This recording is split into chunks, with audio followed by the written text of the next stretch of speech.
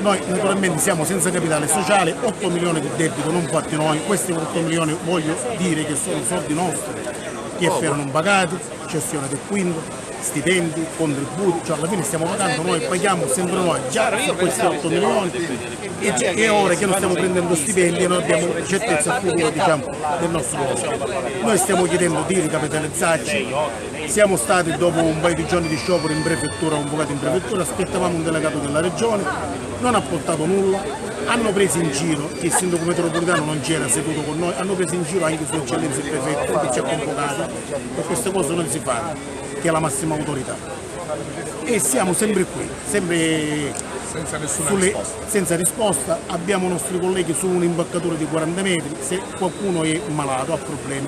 se cade di lì questa responsabilità se la prende il sindaco Bianco e il nostro governatore Crocetti. E ripeto, l'uomo che ci ha distrutto è un uomo del governatore Crocetti,